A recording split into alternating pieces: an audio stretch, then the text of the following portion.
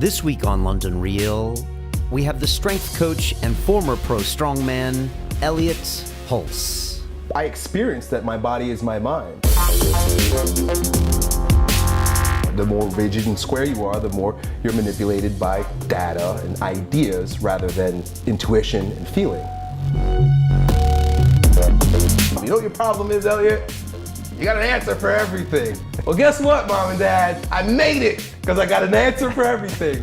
But now the evolution has been, I don't have an answer for everything.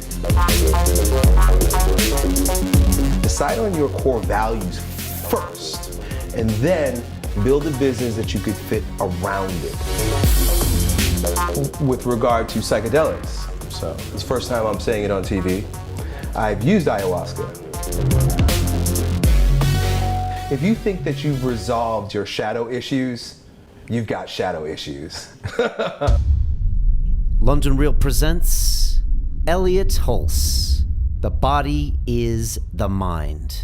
If where you are and what you have and what you do right now resonates deeply with you, then you're successful. London Real Academy. Build the best you. When I go in and look at a person or a business, I want to hear him talk about his dreams. Am I living in alignment to the way I want to be living? And there's a feeling you get if you're not.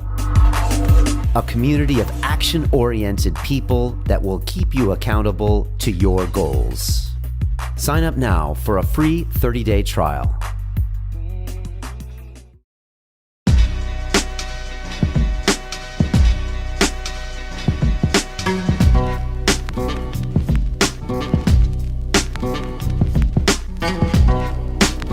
London Real, sponsored by Bulletproof. What you're about to see is actually 2 years in the making, and that is when I finally got to sit down with Mr. Elliott Hulse, the pro strongman and creator of Strength Camp.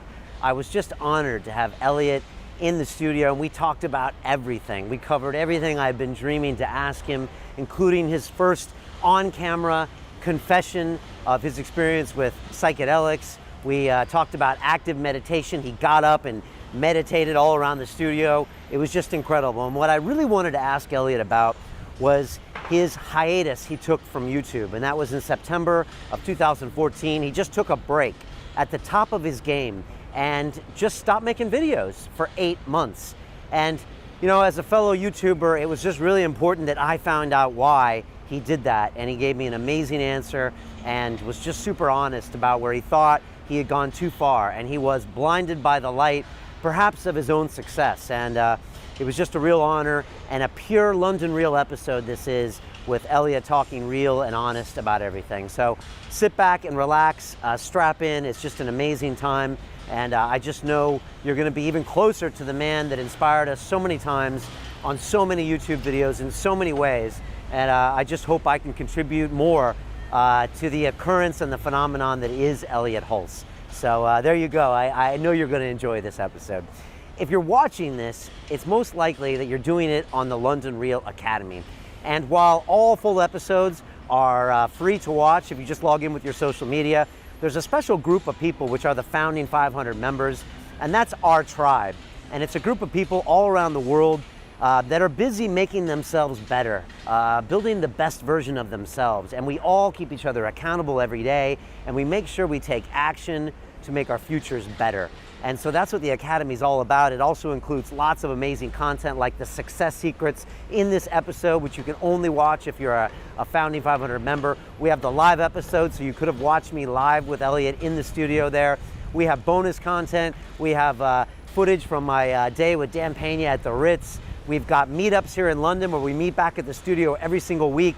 You have access to me and just to an amazing group of people. So I encourage you, you can sign up right now. You can be in within 30 seconds and see everything that I'm talking about. It's really incredible. I never thought we could actually create what we managed to create in 3 months, and it's only getting stronger and better. So take a few minutes right now or watch the whole Elliott episode and then click on Join the Tribe. You can do it for 30 days, risk-free, complete money-back guarantee if you're not absolutely 120% satisfied. then you can just opt out, no problem. But give us 30 days, and I guarantee it will change your life, and you'll never want to leave us again. So check that out. That's the Academy, and lots of love to everyone there, and lots of love to Mr. Elliott Hulse. Now I will leave you with me and him in London Real Studios, talking real.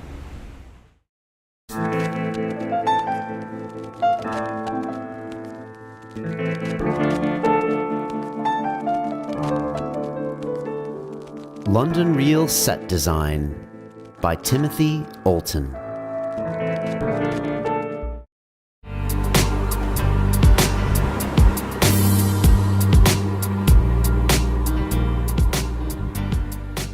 This is London Real. I am Brian Rose. My guest today is Elliott Hulse, who is a strength coach and owner of the world-renowned Strength Camp Gym in St. Petersburg, Florida. Your fitness coaching and personal development YouTube channels have over 1 million subscribers who tune in for education and inspiration to become a stronger version of themselves and empower others. Elliott, welcome to London Real. Thank you for having me, Brian. It's great. It's an honor to have you here. People have been asking you for years, and so I'm just glad it finally happened. Yeah. You just landed in London 24 hours ago, and I always like to ask people that come here, especially from America, I just wonder what your impressions are of this city. I think every city has an energy. I was just wondering what you feel when you're here, and even when you were here, you know, in St. Petersburg last couple months, when you think, I'm going to London, I'm just wondering, what does it mean to you? So I decided to watch a few documentaries on Netflix. We watched one called Engleland, I believe, and it talked about the transition of kings to different kingdoms that built up to where we happen to be right now, which is England, and like the Normans, how they came in, and the Anglo-Saxons. So it was really fascinating to get that history, which I watched a couple months ago. I landed here, and essentially it just reminds me of New York City. I grew up in New York City, so it reminds me a lot of New York City, just the amount of people and the buildings and the buses and the cars going by. The Uber driver asked me, like, what's the big difference? What's the one thing that you've noticed so far in 24 hours of being here? And I've got my children with me. And the very first question they had about something that was odd was inside the tour bus. It said, mind your head. My daughter's like, what does that actually mean? How do you mind your head? And I was like, well, it means watch your head. And that's what we do back home. We watch our heads. But then me and the Uber driver continue to speak about it. It really makes more sense to be mindful of your head, because you can never really watch your head. So it's probably much more proper or correct here.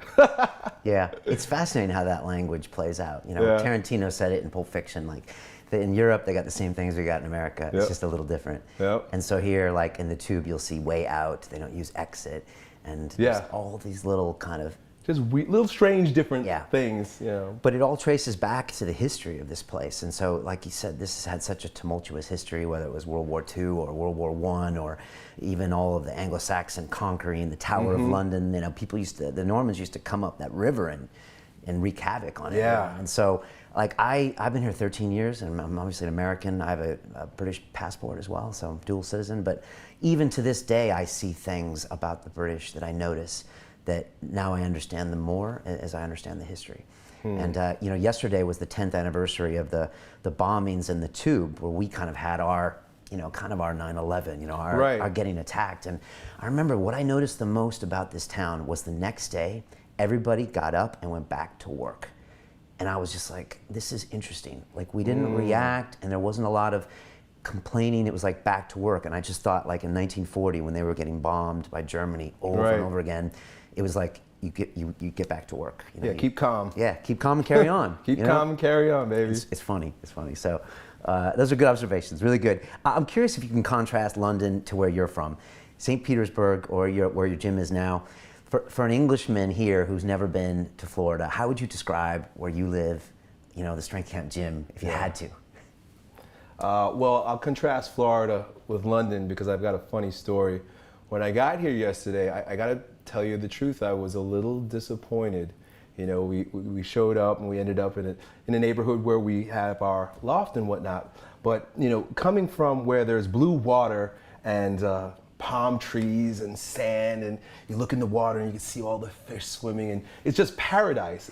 And we do a lot of staycations because I have 4 children, so our vacations are like at the Don Cesar Hotel and on the beaches. So I've been building up this idea for my children and in my own head that we're gonna go on vacation. I really just didn't kind of like switch it from we're going to a city, we're not actually going on a staycation like we do in Florida. When I got here, I was like, where's the nice stuff, like the beach and it was kind of unconscious. And then it took me a moment to like switch and realize like, wait a second, I'm in a city again. So it took a moment there to realize that like the vacation is taking advantage of all the history that the city has as opposed to chilling on the beach. Yeah, there are some, like any city, we got, nice neighborhoods and kind of ugly stuff too. So what about like the weather and the contrast and even the history down there? I mean, you're down there near where Cuba is and where, South America isn't that far. And like I'm from San Diego, but I don't know what Florida is really like. I mean, how would you describe Florida or the South to someone from Britain or even from Germany? Oh, that's a loaded question. Okay, all right. Answer as much as it is you want. Yeah. Well, my parents are from Belize, Right. which is right across the Gulf. Right. And so when they decided to retire from New York City, they wanted to go back to Belize, but obviously they didn't want to leave the whole family, so they wanted the next best thing. And so they started looking in Florida, and specifically along the Gulf Coast. Okay. So it was kind of like a home away from home for them, obviously, with like American amenities as well. Okay. So that was kind of returning home to them. Right. Oh, okay. And then we followed. I wanted something different for my family, so we decided to move down there. Okay. Now I've been to Miami, but they say Miami's not Florida, and I lived in New York, and New York is definitely not America. So St. Petersburg is probably a good representation of Florida? No. That's Okay. why it's a loaded question, because you got like Southern Alabama, Florida. Okay. Which is Southern Alabama. Okay. And then you got Miami. So like, it just depends. I mean, then we got the swamp, like right in the middle there too. Right. There was a documentary about football players in this part of the state that like they were just pulling the fastest football players out of this part of the swamp, and it was because they have a history of catching rabbits to eat. So like the kids and this is how poor it was. The kids and the parents, they'd go out and they'd hunt rabbits with their hands. So they'd run and catch them, bring them home, and then cook them, and they eat it up. And it was like, so these kids were like super fast and agile because for generations they're catching rabbits to eat. So you got that, you got Miami, you got Southern Alabama. St. Petersburg is somewhere in the middle in that it's a small city that's just starting to build up now. They said that when I got there about 10 years ago, they said that the mascot bird is the crane of St. Petersburg because there's cranes everywhere. Right? Okay. It was a joke. So, all right. So it's on the up. It's it's on the up. The thing is that it's beautiful. So if you want to be in paradise, we've got the most beautiful beaches in all of Florida for sure. St.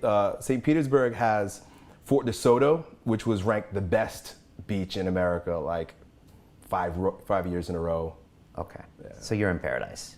Pretty much. Okay. And would you ever move? Is there any of the place you'd move in America, or is that's it? That's home? Not a chance. Okay. Even when you're sweating 100 degrees, in your non-air conditioned gym doing the workouts, it's home. I appreciate the sweat though too. I mean, remember my parents are from Belize, so I mean, and they grew up in a time and a place where, like, for example, my dad didn't wear shoes.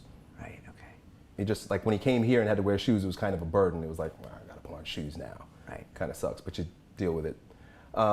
So the sweat was like, I grew up in New York. We didn't have AC in our house. We didn't have AC in our cars because my parents knew what it was like to be in sweltering weather all the time. So when I got down here and it was sweltering weather, it was just kind of like, well, I'm at home. Right. It kind of fits. I try to describe people like New York in August.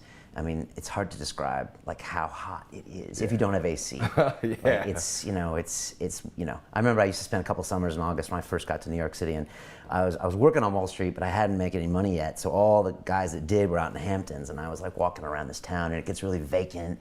And if you don't have AC, it's just this. I guess it's very Caribbean. Yeah. Kind of. Yeah, I kind of appreciate that. I like that. When my shirt's not soaking wet at the end of a workout, I'm a little worried. Right. So we did a bodyweight workout out in the park this morning, and like no sweat. I'm like, I did the same exact workout 4 days ago, and I was wringing my shirt out. So I was a little disappointed.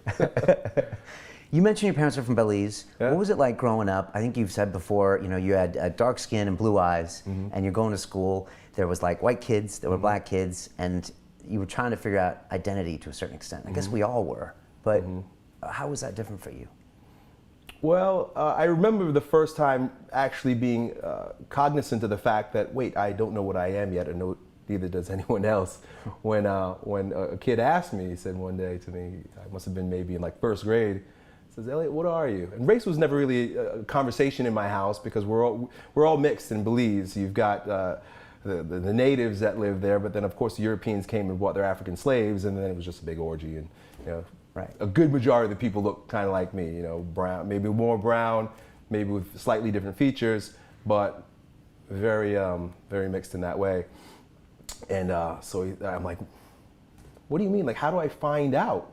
You know, he's like, do you know what you are? And I'm like, well, how do you find out? And so he tells me, look inside your pants and tell me what color your penis is. Oh, really? I guess this is what like a first grader would say.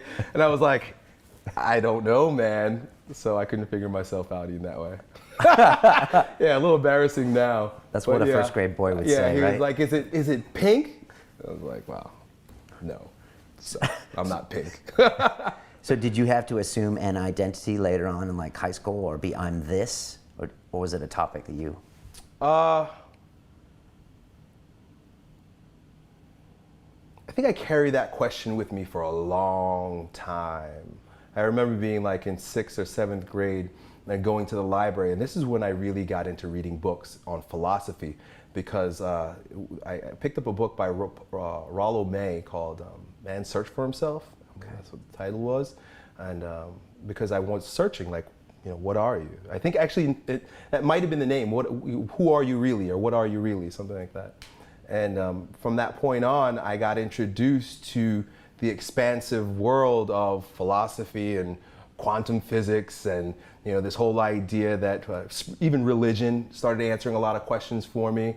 I got involved with Alan Watts and Eastern philosophy and religion, and you know, it sort of transcended the flesh. And I found a home there. I found more of a home in being human and having a human experience, or being spiritual and having a human experience, rather than, you know, identity in, you know, what I look like, what social class I came from, or who I was identified with. You know, even things that people allow to identify themselves in regard to achievements and stuff like that. I transcended that all pretty quickly because I was exposed to these ideas, you know, due to my questioning so early on. That's a good thing, right? To get away from a lot of these superficial ways to identify ourselves. Well, it was soothing, Yeah. soothing to my soul. You know, Right. good or bad, you know, it's neither here nor there. But I did find it a resourceful and very consoling idea to share with many friends and young people, and ultimately the people that watch my videos, because in a way we're still all looking for our identity. You know, you might know that you're British, you might know that you're Haitian, but who am I though, you know, amongst that? Who am I beyond my social class? And it's a universal question. In fact, it's like the oldest cool question, you know. Yeah, that, and to connect. I mean, I feel it so much now. Everyone has this urge to connect. And so do I. You could argue that's why I'm doing this. You know, is my need to express and connect. You know? But that's a different interview. I was outside waiting for you before you came up, and I was actually playing around with a little bit of your active meditation. And I was thinking that's probably the most anti-British thing I could possibly be doing. Yes, that's why I can't wait to have everybody doing it here. Right? You guys are gonna be so uncomfortable, yeah. It's funny, I have this theory, like as you go higher up the latitudes, you know, people just get a little more repressed, you know, and you kind of see it with the British, you see it with the Japanese to a certain extent, and those are the same people that when they have a few drinks, they do the crazy stuff, you know, they go really bonkers, and I always think that the closer you are to the equator, the closer you are to maybe just being in tune with your emotions and expressing them more easily. I don't know if that's true. Well, Alexander Lowen, who is one of the people I read a lot of his books, he mentions the very same thing. He was a psychologist and psychoanalyst, and he was also an MD, pretty smart dude. And he observed clinically, obviously, that the higher you go up the socioeconomic ladder, the more neurotic the individual becomes. And you know, the neurosis happens in the body, So very tense, very tight-lipped, not moving too much, you know. I got in the Uber with an African guy. He's from Nigeria. He's been here about 6 years. And right away, I could feel his energy. He's talking loud, he's using his hands, he's very expressive. And I get in the cab and like right away I'm jiving with him because I'm like, this guy is fully out. Everything is on display, you know, and you could tell just by the sound of his voice that he's giving it to you as opposed to being calculated and held back and stifled, which, you know, most of us happen to be. Yeah, and especially here in Britain, I think we have, like you said, the latitude, but then we have this like socioeconomic hangover, I think, from probably the Industrial Revolution, where like all the wealth started happening in here, and like everything was happening in like the 1800s, and it built this new money in this class. And I think a lot of Brits, the way we dress and everything, I think we hold a lot of that tension and repressed feelings. Well, you know, I think it's interesting though, because then when a bomb goes off, people who aren't fully in touch with their animal, fully in touch with their gut and their heart, go to work again the next day. Right. So you're much more easily manipulated when you're not fully embodied. You're just a Pavlov, you're just a dog, you're easily tethered and manipulated. So I mean, for civilizations to run as tightly as they do, and the tighter the civilization, the tighter the individual. Right. The looser the person, the looser the society, you mentioned like the Caribbean or close to the equator, these are loose people and they're shaking their bodies and talking loud, and the looser the civilization. So, you know, if we shake our butts a little bit here more, maybe when bombs go off, we'll stay home, be scared like we should be. I never thought of that analogy. I went to school with a Cuban guy, and he just reminded me of him. He was from Tampa, funny enough. Yeah. And yeah, he used to remind us all that you know, we're up in Boston, and there was a little more to life than just studying. You know, all the time. Yeah. You know, you always said that strength and conditioning were kind of one of your go-tos. You know, it's something that came natural to you in playing football in high school.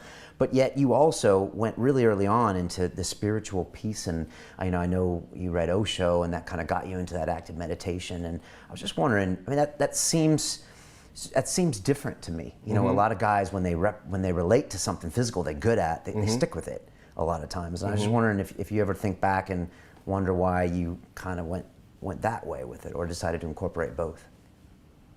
Well, I didn't choose to incorporate both. I experienced that my body is my mind. I experienced that the more free and embodied I am down here, the more clever, the quicker, the more sharp, the more intelligent I am up here. I mean, there's been enough studies. I mean, how many studies we need to know to have to tell us that exercise is good for the brain. You think better when you exercise, when you breathe. You know, so that has been my experience. The healthier I am physically, the healthier I am in my mind. And it's as old as yoga. You know, if you look at the philosophies of spirituality in the East, they don't exclude the body. You've got Qigong, you got Tai Chi, you got all the martial arts, you got yoga. They recognize that if we're going to get our minds right, if we're going to be fully available mentally and spiritually, then we had better be fully engaged and experiencing what's happening in here, in our body. Why? I used to train martial arts for a long time, and I finally realized I was training jiu-jitsu and Thai boxing, and I realized there's nowhere else as kind of a mature male in his late 20s where I got to express myself physically. It was like, it really wasn't art for me, because I couldn't dance, or and it wasn't allowed in society to be aggressive. And so when I was doing this, I could yell and punch and kick, and every now and then I would realize, wait a second, I'm doing these carnal things that I'm just repressed to now. You know, I just went and trained today, and I did like this leg workout, and I've been watching some of your videos lately, and I'm like, I didn't scream, I didn't shake around, I didn't do anything cathartic. I just pumped some iron in a quiet kind of way, and then went home and took a shower, and I feel like I missed something there. Yeah. You missed that energetic release. You missed that full experience of doing the thing, rather than, you see, when we go to the gym and we have a goal in mind and we go through the motions robotically, it robs us of the experience of the actual workout. I mean, think about going to the gym just for the workout, not for the goal. Not so that you could put a check next to the reps and sets that you did, but so that you can really get engaged with what your body wants to express. You said you want to express yourself. Yeah. Well, there's no better way. They say that more people have grown enlightened through dance than any other medium. You know, so we're excited about all the new plants that are helping us open up. But did you know that you can have the same experience by dancing ecstatically? No. And most people wouldn't believe you Right. if you said that dance could get them on another spiritual level. So we kind of rob ourselves of that. Is that the kind of Western way, or is that the mind? Civilized way. Civilized man. way. So The way that we can keep you keeping you going to work. Right. Right. So that's a way, kind of a control method, the mind. Yeah. Well, right. The body's the mind, you know. Tight bodies, tight mind. And the more rigid and square you are, the more you're manipulated by data and ideas rather than intuition and feeling. Right. When you say the body is mind, you also, when you see someone's body, you can immediately determine a lot of things about their mind. And if you want to make changes to their mind, you can go straight to the body. Or could you just tell me more about what you mean when you say the body is the mind? Well, I've got the backing of the 4,000-year-old practice of martial arts and Chinese medicine and yoga and whatnot. So I'm not making this up. But if you want a westernized view on it, a lot of the work done by Wilhelm Reich, particularly to answer your question on characterology or character structure, he did a fascinating job. You know, of course, maybe not up to everyone's standard, but it's fascinating. And there's a lot of correlations between what he describes as a physical posture or the physical holding within a human being and the psychosis, you know, whether it be, you know, you're neurotic or he had several different categories, including oral, masochist, neurotic, schizoid. Those were the 4 character structures. And man, it kind of lines up when I meet someone or I look at them. Their posture can immediately relate to the various character traits of, say, a schizoid or an oral. You know, their bodies take on this particular form, and then when you line it up, it's like, wow, there it is. Right. And it's so but it's not a hard and fast science. You know, that's soft science. Right. But it's fascinating. It is fascinating. And on the same sense, you can start working on someone's body in order to go to their mind, which is kind of against everything we've been taught really in the West, is if you have a mind problem, let's work on the mind, not on the body first. We like to cut things out. Right. You know, that's how we started getting all of our technology, was Newtonian physics and cutting things up into little pieces and just looking at the pieces rather than the whole. You know, and it's almost like we almost ignore the whole because the whole is difficult to pin down. Right. You know, the pieces are easier to pin. Do you think we've gone too far in science a bit? I was raised in a science household. Yeah. I mean, my dad went to Caltech. He was an electrical engineer. You know, I went on to MIT, and like in my house, like there wasn't a lot of dancing going on.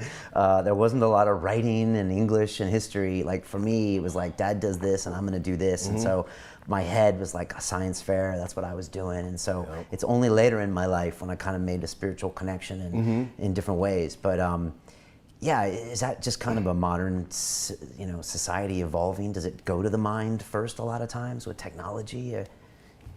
Osho is interesting because he talks about how a new mankind, a new humankind is evolving, where it's not a right or wrong. It's like saying yin is better than yang. All that yang, you know, forget that yang. It's no good. It's better than. That's the silliest saying that day is better than night. Summer's better than winter. We could do away with winter. There's the Western mind and there's the Eastern mind. And he's quick to point out the flaws in each. You know, he makes jokes about the Indians and how lazy they are. He's Indian, by the way, because they're so spiritual that they never get anything done. It takes them forever to do things because they think they've got another 40 lifetimes to get it done. It's no rush. So essentially everything is just spiritual. And then you've got the complete other end of the spectrum, which you described as your upbringing. Right. It's a matter of bringing them both into harmony with one another, because you can't have one without the other and not have imbalance. You can't have black without white, can't have up without down, can't have the Western mind without the Eastern mind. It's just beautiful that information now has allowed us to get in touch with one another. Of course, the Western mind has been imported to the East, but now we're getting the information through the internet and books and whatnot. You know, a lot of the gurus and stuff who, for example, also like the fact that Tibet was invaded by China and we had the Dalai Lama leave Tibet. I mean, like, that's a great thing. Now the West gets the gift of the Dalai Lama. Right. You know, so all these people come and teach. So yeah, you stay away from that good and bad, and it's just elements of what's going on with life. Yeah, we have leanings. I kind of like the pseudoscience, sort of airy-fairy, hippie side of things, because that's just my nature. You know, I never really did good in math, but I did really well in literature and writing and reading and art, you know, and movement. So I appreciate both, and it's just a matter of we need your leaning and we need my leaning so that we can all have a good time. Right. You know, I was worried last year that this interview might never happen. And that's because of probably now your super famous, you know, blog post that said why I stopped making YouTube videos, 2007, 2014. It read like an obituary. And me as a YouTuber, first thing I thought was, I'm so jealous, you know? Yeah. Because, you know, sometimes that interface and that distribution network can be its own nightmare to a certain extent. And you know, I think about it all the time, the amount of things that we publish. And for me, 4 years ago, I was like, I'm going to do one every week. And I made this, I don't know who I promised that to, but I promised that. And I made sure it happened, like, come hell or high water. And, and it definitely changed me as a person, you know, and some good things about it and some not so good things about it. And the more I do and the more content, the more I get comfortable talking. But now maybe it's the more I get comfortable talking. And I know that you talked about some of the things that you were going through, where, you know, not everybody wants to talk to Yo Elliott when he's off camera, you know, and so all these things. I was wondering if you could just talk us a little bit about kind of what was going on with your mind there and what had happened like the previous 7 years, and maybe talk about what's happened since. If it's okay, I just wanted to quote a couple things you said from the blog, just for people that don't know. Sure, yeah. Just to kind of it'll get me going. Get them in perspective. But, you know, you said, quote, the seasons of my life were changing, but I was too attached to my success to let go and move with nature. I think this was talking kind of before you made the decision. And then you said, I've learned that if you are wise enough to honor the spontaneous, subconscious urgings of your heart and gut, that life will take you exactly where you need to be with very little friction. But if you deny or ignore the urgings of the heart and gut, life will meet tremendous resistance. None of this is done by logic. In fact, the logical mind has very little to do with the process. The only thing the head can do is get in the way. And that is exactly what happened to me. And you finished by saying, I began attracting tremendous negativity toward myself, my loved ones, and my videos. I was just wondering if you could take us back to where you were at September, what's that, about 10 months ago? That was great, by the way. Right? Yeah, kudos to the guy that wrote that. That describes it completely. I was wondering how you were going to respond to me quoting you, because it is a nice piece there. Yeah, that's really good. That's it in a nutshell. I'm going to sound crazy or great, so depending on who's listening, but God told me to. My intuition, my body, the Tao, the way, the universe. I feel, I'm a feeler. You know, not as much a calculator, and that kind of gets me in trouble sometimes. That's why you need both. But the feeling was there, and I tried to be logical about what I was feeling, meaning like, this doesn't make any sense. I mean, I'm at the top of my game. You don't stop, in a lot of the comments, you don't stop when you get to the top. And it was just a sense that I have to stop. And when I fought against it by continuing, I started getting injuries. When I say negativity, I was getting what I deserved because I should have stopped, and I was moving into speaking about things that I really probably had no business speaking about because I got to keep making videos, doing things for more excitement to get more people to watch my videos. You know, I know a lot of YouTubers who end up doing that. You know, because we're not like TV stars or movie stars that work for a season and then disappear, or make a movie and disappear. We're just like constantly pumping out content. We can't really hide and recover, you know, so. And everything becomes game, right? I mean, the problem is that anything can become game. And well, you even started off commenting on strength and fitness, and then it became a separate channel for asking you questions about the non-related stuff, which was great. But then I always wonder, like, then when's the line? Do you bring the camera at home? Right. Do your kids go on camera? And it's like when you're in this moment of, I got to create more content, it starts to get a little crazy. Yeah, and you can start getting really like exuberant, you know. Rest in peace, Greg Plitt. I don't know if you're familiar with him, but he was another fitness blogger, and man, he was like, I'm not a fan of too many people in my niche, you know, and it's for no other reason than I'm just not watching too many people, but he had my eye because he's a good-looking guy, he was entertaining, he was full of fire, and you know, he ended up pushing the envelope, and he made a video where he was like a train chased him down, you know, and it didn't end well. Wow. And I kind of took that as a sign also. It's like, you know, how far are you going to take it? Like, this guy, you idolize this guy, you look up to him. Are you going to end up like him? Do you want to end up like him? And again, rest in peace. I saw that as one of the signs to look back up. Right. For people that don't know, if you can just tell us from 07 to 14, like, your evolution. I mean, we were just talking in our war room over here, and you were talking about how YouTube was initially, you know, a business tool, and you were doing things that now, you know, internet marketers do today, like 6 years ago. Yeah. Like, and I remember you saying that, you know, you're up in the loft at your gym, 100-degree weather, you're like actually coding websites before there were Squarespaces and all that stuff. You were, you know, doing SEO when no one was using that acronym, and like, you're really old school when it comes to that. What was your journey to get where you were in 2014? Well, real quickly, I moved down to Florida as a personal trainer. I worked at a gym, but I wanted my own business. I knew that right away, and I wanted a family, you know, and you know, the two kind of like, they challenge each other. Yin and yang. Right, you know. So I quit my job, and you don't get clients without any leads. And you need a lead source. When you leave the gym, you don't get leads anymore. That's your lead source. So I quit, and I knew right away, I was like, I got to get on the internet, because the internet is where people go to find personal trainers.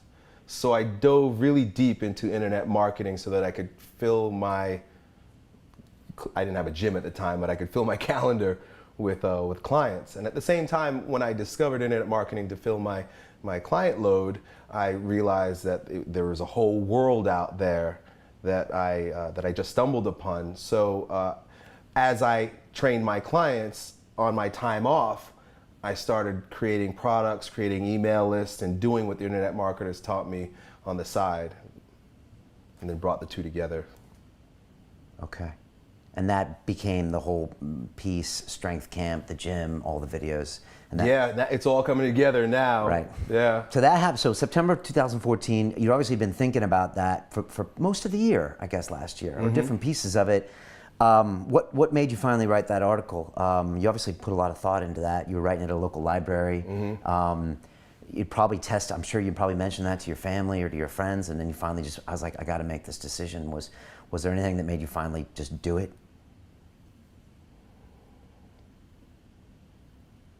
Yeah. I didn't like who I was becoming.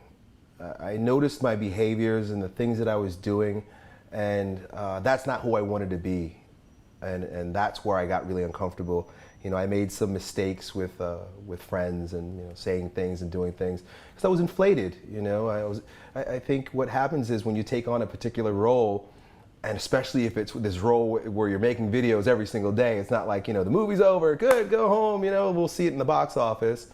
It's one of these things where, like, all the time you're playing the character, that line gets a little blurry, and I'm thinking that I'm actually Yo Elliott, and everybody has questions for me, so I must know everything. Right. And if you know everything, then you could do whatever you want.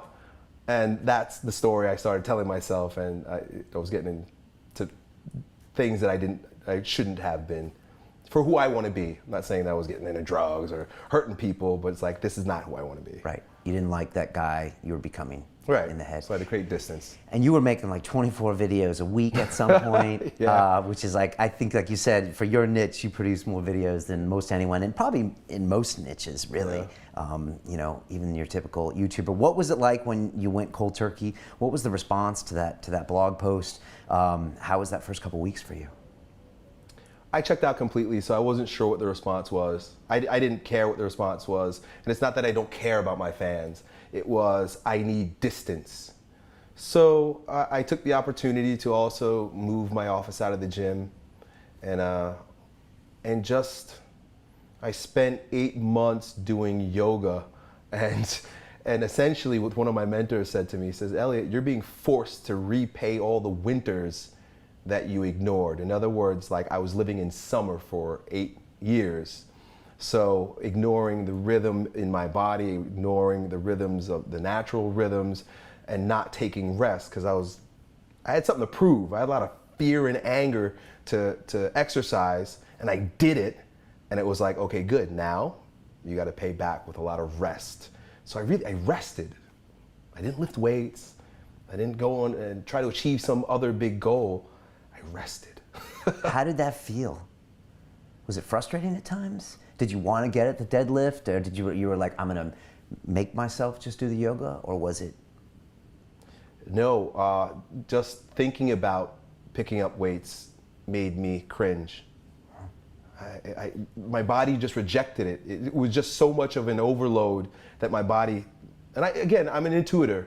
So my body was saying it, it was like, I can't do it. I couldn't put logic to why I would go and lift weights again. Of course I do now again, but I was waiting. I said to myself, I'm gonna take as long as it takes for my body to be ready.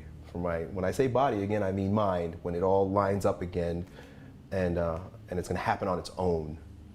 Okay. So 8 months was the... And when did you know it was time to come back? Is that right? Out of hibernation. Yeah. That's all it was. It was just hibernation. And did you know you would someday, or did you just not think about it? Was it just like, I'm going to be present and I know I need to do this?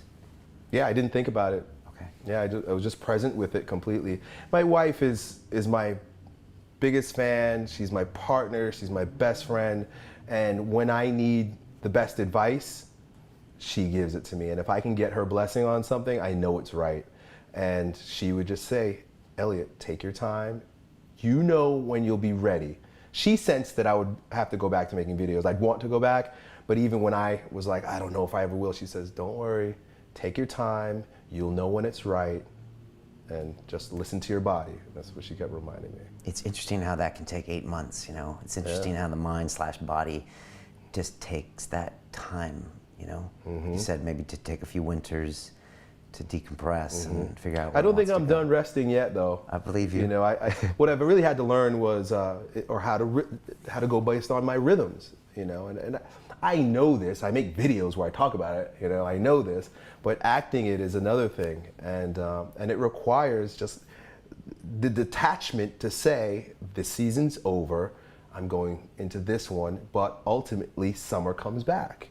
So just chill out, let it go, because if you hold on too tight, then it might not come back if you like the guys that like end up using a lot of anabolic steroids. It's like, well, you're pumping so much in there that guess what? It might not come back if you don't stop. It's the same thing, you know, that whole yang go hard attitude. If you do it right, you'll get them. You'll get those seasons. But if you go too hard, adrenal fatigue sets in, and you end up with disease, and you know that's a whole nother battle in and of itself. But like as young American men, like you were talking recently about some of the lessons you kind of learned. I mean, we're taught to go hard, and like I remember some of the things that you said, like do big things, you know, and you know all of that stuff. You know, rest is for the weak. That's the thing you said on your kind of comeback video in April. I mean, but it's drilled into our head, isn't it? As kind of the American dream and American mindset. So you were just kind of realizing that there's a time for that, and there's a time to take a break. Okay. Yeah, it's like having multiple summers in a row. It's not natural.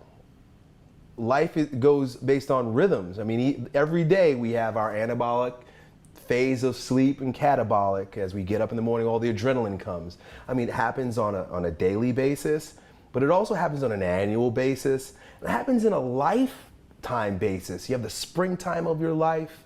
You know, and then you got the summer, like, you know, between the ages of maybe like 25 and like maybe 50, 55, like summer. Then it's fall, then you start like realizing that you got to pack away a little bit for the winter and, you know, take better care of yourself. Then there's winter where it's like, well, now I'm laying cold, right? Right. You got to honor it. You have to honor it. Right. We want to fight, you know, that's why we got so much plastic surgery and Viagra. It's like, wait a second, you're in a brand new season, embrace the season. Love your gray hair. Man, it's a wonderful new season. Like when the trees turn, and one of the things I miss about New York is that the trees don't turn in Florida. Your hair changes. It's like, man, the beautiful trees, we celebrate the orange and the yellows that the season has to bring us, but then like you want to not honor the beauty that's arising in your body as you go into the fall, into the autumn. You know, honor it, man. It's beautiful. Right. Right. So you've been back a couple months now. How just if you observe yourself, like the last 8 or 10 weeks, how are you different now? Whether it comes to being on camera or your ideas. I don't know it all. And I don't have an answer for everything. And I think it's been challenging because I really don't have an answer for everything. Where in the past, like I really did have an answer for everything. My parents even told me that. Yeah, your parents always said, Elliott has an answer for everything. You have an answer for everything. But when you got on YouTube, YouTube, you really had an answer for everything. Yeah. Right, okay. Yeah, and if I didn't have an answer, I'd make up an answer. Right. And I guess I got really good at doing that. Like I said, my parents told me that was my problem. You know what your problem is, Elliott? You got an answer for everything. Well, guess what, Mom and Dad? I made it because I got an answer for everything. But now the evolution has been, I don't have an answer for everything. Sometimes I just don't know. Okay. And the 2015 Elliott is happy to acknowledge that. Yes. Okay. Oh, it's so much more freeing. Right. Yeah. I listened to a few podcasts just to kind of prep for this, but they were 2013 Elliott and 2014 Elliott, and one was like Brian Callen's show, and I know Brian, I interviewed him, it was great, and Art of Charm, I know Jordan, but it was different than your videos in the last couple months. It was you were almost taking the role as the guru and just being that guy, embellishing that guy, and yet you're recently in your videos you're more of the I'm just being me. It feels like to me, like I'm just being me, and this is the me now, and I kind of think this, and sometimes I think this, and this is kind of... I started out that way. Okay, right. But then the mirror, you know, the world is your mirror, and if the mirror says, Elliott, you know everything, because wherever I go, I mean, Yo Elliott, my channel is Yo Elliott, which basically means, let me ask you something. Right. So the whole world is looking at me like, tell me something. So I had to get away from the mirror because like, I don't have anything to tell you anymore. And that space allowed me to see how attached I was to that image to now say, okay, good. I don't know everything. And in fact, guys, that's all right. You said Jung says you can, the lights, you can be inflated by the lights. Oh, yeah. And it's so powerful, Yep. and then it'll change you. Yeah, if you study some of the work of Robert Moore, who is a neo-Jungian, you know, meaning he comes from the lineage of Carl Jung, he talks about the balanced masculine being king, warrior, magician, lover. And in each one of those, you also have shadow or, well, more tied to what I'm saying now, you have immature versions of them. And the immature version of the warrior, you know, we think we're warriors a lot of times, but really we're the immature version, the not fully embodied version of the warrior, which is the hero. The difference between the two is that the hero thinks that he can do it by himself and that he doesn't need help. You know, there's no humility. There's, I can do it, I'm invincible, and I don't need any help. And that's really the driving force behind that type of attitude, at least it was for me, was fear and anger. You know, anger that I want to prove myself, and I think a lot of us are there. Yeah. When I say us, I mean younger guys, or where I was a few years ago. We're there. We're angry. We have something to prove. There's fear that you're not going to make it, that you're not going to be somebody, that you're not going to be able to take care of the people you love. And with that comes the arrogance, at least for me, came the arrogance of nothing's going to stop me. I can do anything. And God, the universe, my body, intuition wanted to teach me that, okay, now it's time to grow up and actually become a seasoned warrior. A truly seasoned warrior is cautious. I mean, it sounds crazy, right? Because a lot of my videos are like, don't throw caution to the wind. Throw caution to the wind and just go, because that's what I did, and that was my advice. But the seasoned warrior knows that he can't do everything and that he does need help. And that's the difference. Right. And he needs rest sometimes too. Right. The hammock. You still have a hammock in your office? Yeah, yeah. But a few years ago, that hero, Elliott, wouldn't have ever considered the hammock. It was all about less sleep, more business, more leads, more videos. Yeah. Right. Yeah. I relate to that young man with fear and anger, you know, and I did that too. In my 20s, I was in New York City, and I was trying to go to Wall Street, and it was just about get the fucking money. And in my look back, I don't know why I was doing it, but I guess it was a lot of that anger and fear of not becoming the person everyone expected me to become. Right. But at the same time, as I look back, I was sabotaging myself the whole way. It's like trying to put a square peg in a round hole, and I look back and I'd be like, okay, you had all these things you're trying to do right, and then yet you were trying to, in your spare time, you were, you know, partying and being irresponsible. And Yeah. you're trying to be responsible. It's just like, It's gonna catch up. It's bound to catch up and smack you right in the face. right. You know, and we all get our unique slap. You know, what the slap is for one person sometimes it's disease. You know, I think I've read somewhere that at age 35 for most men is when diabetes and cancer and heart disease starts knocking on your door saying, you're screwing up here. Whether or not you take heed is a different story, but at that, I was 36. I'm 36 now, so I was 35. I was 35, basically nature knocked on my door and said, So I started going crazy in my head, which was like, okay, I gotta slow down, stop. Right, right. Part of the new vision, is it kind of this idea to be in 100 communities around the world? Is it a bit more of a strength camp that's based on, you know, these real physical meetups? I know you're here in London, you're going to Berlin, going to Stockholm. Was this kind of part of a newer vision, if you call that, or was that something that you always wanted to do? I made that up when you asked me the question. Oh, okay. What is your vision? Well, let me see. I don't know. I'm not saying you have a vision, but your body probably does have a vision, you know, that maybe you don't know about. The way it works, the way it's worked for me up until this point, and the way I see it moving forward, because it's kind of been good that way, is I set an intention for what I would like to have happen, but the logistics or the tangible expression of it is up to the universe. It's up to God. So for example, I remember setting the goal, writing down literally, and I do write my goals, I just don't get too attached to them, and I don't get attached to the numbers in them. I remember writing the goal that I'm going to be standing in a stadium with thousands of people, motivating them to be the best versions of themselves. I mean, that was I saw myself, I visualized it, I felt it. I'm there and I'm doing this. Little did I know that the path would take me in front of a video camera where it's over 1 million. I'm not standing in a stadium. I'm standing in my gym with a video camera and 1 million people are gonna watch this.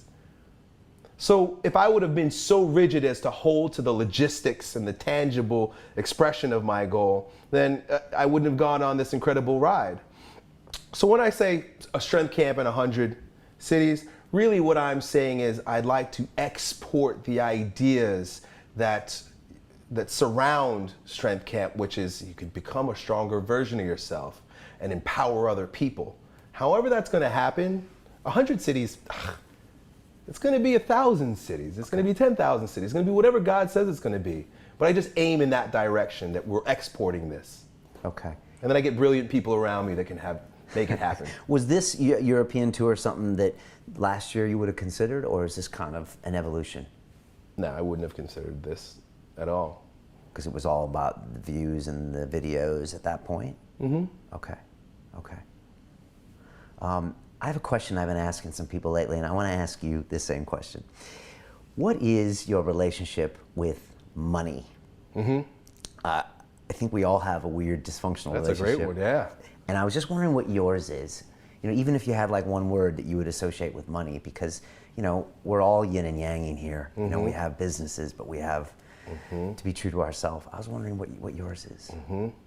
Man, when you say yin and yang, that's money. It's put in, get out. It's the natural rhythm. It's the systole, diastole. It's the way the world pulses. Economics is the pulse of the world because it's trade. And how do human beings interact? We interact with trade. We offer value in an exchange. You know, you can offer value and have an exchange just through a hug. That's an exchange. That's trade. Giving you some of my energy and love, you give me back some of your energy and love. Trade on the economic level is merely that. How much value can I create and keep the channel open to receive the value back? I think that's where a lot of people who want to create a lot of value, especially in this age where you can through the internet, also have hang-ups for receiving love back. And I think it comes from our experience even with our parents, you know? I give that love, but I don't deserve, because love is conditional. So we put up blocks against receiving the affluence that is due to us. You know, and when I say put up the block, I don't mean that there's just one thing you're going to move out the way. I mean setting up your mindset such that you will engage in the activities and behavior that will allow you to receive. And I don't think you deserve anything that you haven't offered. And if you do get something back without putting something in, it's going to catch up and bite you. I mean, look at like Enron and whatnot, you know, the evil rich people. Well, yeah, when you're hurting other people and you're hurting the planet, it's going to catch up and hurt you and everyone else. I mean, that's my only hang up with regard to money.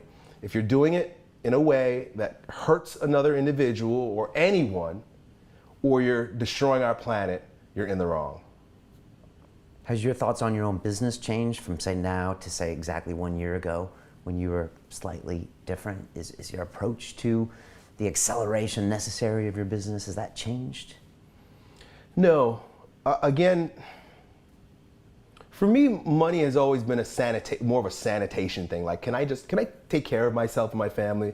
Like, I've never been too extravagant with, you know, buying Lamborghinis and whatnot. Like, it's just, doesn't excite me. I'm not too excited about anything except getting other people excited about life, you know? So, you know, I have a nice house for my family. I can send my kids to good schools. We can buy really good food. We can go on nice vacations. So any other money that comes to me beyond that, I think Brian Tracy called it like what do you call it? I think a sanitation level. Like, okay, it's one of your early audio tapes. Yeah, I know that's the wrong word, but it doesn't matter.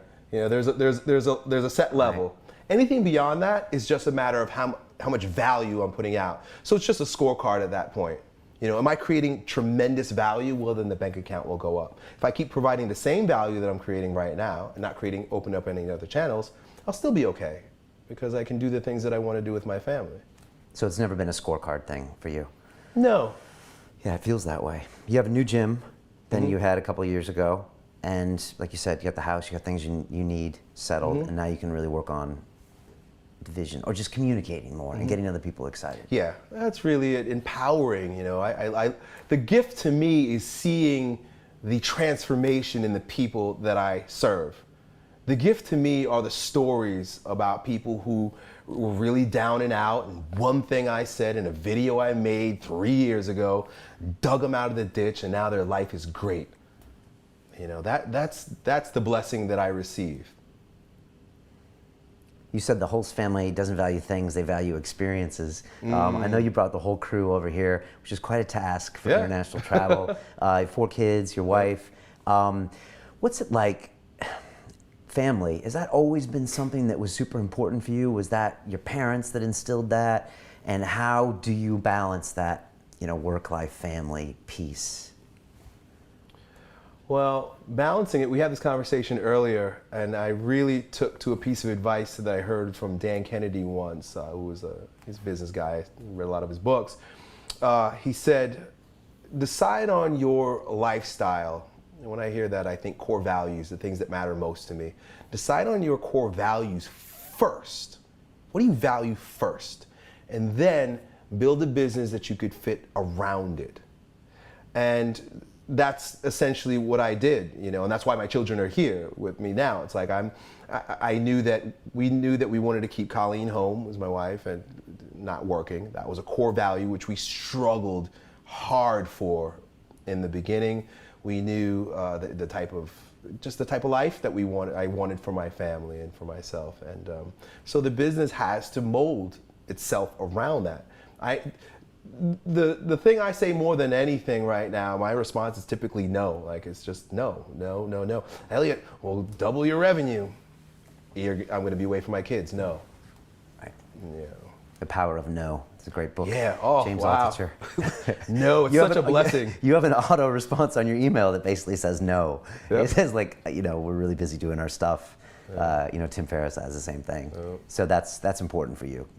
Keep an auto no, because you got priorities, like you said, core values with your family. Yeah, you got to create boundaries. And it's tough too, because when you're in a position where you're serving so many people, and my heart is with those I serve, if I don't create boundaries, then I won't have anything to give, because we can be drained by the very people that we love and want to serve.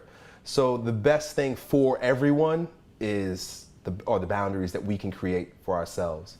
Right. Even with your family, like your children and whatnot. I had to learn this one. I had to be reminded of this one very recently. It's like, you need Elliott days. Because I'm thinking like my days off, but I'm with my family, are good enough. But really, no, I need days by myself. So one day a week now, I call it E-Day. It's on Wednesdays. And I'm not just out of the gym, not just out of my office, but not at home and by myself. Because that boundary has to be there so that I can have enough energy and love for everyone in my life. Did that come to you on that break in the hammock one day? No, a good mentor, Okay. Paul Check, shared that with me. I've Okay. been having some conversations with him about how to manage this. He and I are very similar in the type of businesses that we have. And he said, you need to take a day where you're away from everyone, even your family and your wife. So I get it. Right. Speaking of your wife, you got her on camera to do a training session in the gym. It feels like that probably wasn't an easy thing to do. I've tried to get my mom on camera. She won't sit in this chair for some reason. I got her on like a 1-minute video, but that was it. But it was really sweet. She's definitely, compliments you in so many ways, you can see. Yeah. But what was that about? Was it hard to get her on camera, or was it just something you guys decided to do? Well, I eased her into it, just like anything you want to get a woman to do. You can't just slam it on her. You got to kind of like set the lighting and the scene and put some candles up. And you find out later it was her plan anyways, right? Right, yeah, when it's all said and done. So we began slowly. Like she started training with me on the time off. She wanted to begin exercising with weights, which she wasn't doing before. Which is a good lesson, listen to your trainer husband. She was doing a lot of high intensity cardio and cutting her calories and gaining weight. And I was like, well, you need to increase your calories and start lifting weights. She won't listen to me, because my mom says that the shoemaker's wife wears no shoes. Right. So who's gonna listen to me, So she took my advice and said, let me get you into the gym and start weight training a little bit. Now she's hard, rock solid, burning fat and feeling better than ever before. So when it was time to turn the cameras back on, I was like, well, you're here, the camera's gonna be on. Are you okay with that? And she was like, all right, because she was already used to her workout. Because otherwise I couldn't train her anymore. So I was like, well, you're gonna have to leave, I'm sorry. The cameras are gonna be on if you don't wanna be here, you gotta go. So the cameras were on, she was in the background for a few videos, and then, I started asking her questions, she would answer it. So, I mean, she has a sense of duty also, because she has a lot to offer. There's a lot that she can say that I think young women, and a lot of moms that watch my channel, a lot of women, even the girlfriends of a lot of the young men that watch my channel, they're curious, like, what is this guy's wife like? How does she deal with him, or what kind of challenges do they have? So she senses that it would be of value also for her to contribute. I think as men, we crave that female energy too. We don't know we need it because we're kind of, again, taught this, big things, oh, guys, Hollywood movies. But I think we need that female energy in many forms, whether it's a strong female or a caring or a nurturing female. And maybe that's a nice thing to have on your channel too. Yeah, well, I'm just gonna be whoever I am, and she is a big part of me. So the camera's on and you see Elliott, you might happen to see his best friend and wife. Children on camera, yes or no? Is that something you make a conscious decision on? I think you could be paranoid, which I think is normal for a lot of parents. but I don't think it serves anybody. I started to realize that it wasn't serving my children when they were wondering why. You know, my daughter's getting older. She's in social media. She's like, well, Dad, why? Like, why wouldn't I be in your video? And she only needed to ask that once. And I was like, yes, why? Like, you're my children. So yeah, so you know, I use Snapchat and I'll use Instagram. We'll take pictures and stuff. Sometimes they'll appear in a video. Like my son happened to be out of school one day, and Colleen wanted to train. I was like, well, he's going to be in the video, so we made the video and he was there. So it was cute. People respond to it well, also. You know. Yeah, I've got an 11-year-old, and she's been in there a few times, and so I've had this question with myself. But again, I was like, it's me. It's an extension of myself. You're seeing so much of me, and she's a part of me, and you could overthink it, but we're trying to protect them, but that's silly because they're gonna put their pictures out there anyway. Yeah. It's the world we live in now. Yeah. So. Yeah, it's kind of a natural progression. We were talking about Dorian Yates earlier. Yeah. I think that's how you first heard about us. So it's, I mean, who would have thought, you know, I have 200 guests that Dorian would have been the most watched.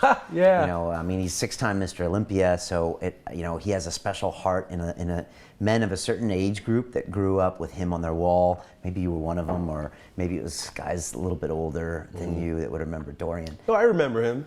Yeah, for sure. I mean, he was Mr. Olympia when I was I was about 14 years old, just getting into weight training and stuff. So I get the magazines, and of course he was on there and as a champion and whatnot. So I have very vivid memories of Dorian Yates growing up. Right, and he was interesting because he started talking about very spiritual things and some psychedelic things, and at the end of the episode, which like I was like, I can't believe this is happening, you know, and we had already done our whole ayahuasca ceremony in our early days here, and so now Dorian's like, oh yeah, I did ayahuasca in Brazil. We were like, that's the last thing I expected him to talk about today. Yeah, but I mean, he had lots of interesting perspectives, and of course, as you would expect, I asked him, you know, about steroids on the episode, and you know, he said something at the time which was really simple. He said, Brian, steroids are used in all sports. And it's a line that's rung true so many times. And at the time, Lance Armstrong was kind of coming out of the closet. And so all these things were happening. And then you were finding out that, you know, in a tiny, small frame guy, that was being used. And in MMA, sometimes it was being used. And I was wondering, do you think that as men, that steroids and supplements can be part of our journey, or part of a journey of a young man when he's trying to explore and test his boundaries? Do you think it's something, I don't know, that's natural to try, or that it's always going to be in certain sports? How is that yin and yang with you? What are your thoughts? Man, it's powerful stuff. To watch the rest of this fascinating interview, click on the link below and go to londonrealacademy.com. There you can sign in with your social media login and watch the rest of the episode for free, along with all of our episodes on London Real, my webinars, and all of our premium content, all located over at londonrealacademy.com. So click on the link below, you'll be directed there, and you can watch the rest of this fascinating interview, and I'll see you there. Scared and angry, trying to prove themselves, getting into things that give them an opportunity to self-destruct, right? Because with the type of attitude I had, I was purely masochistic. It didn't matter. No pain, no gain, really. It was embodied in everything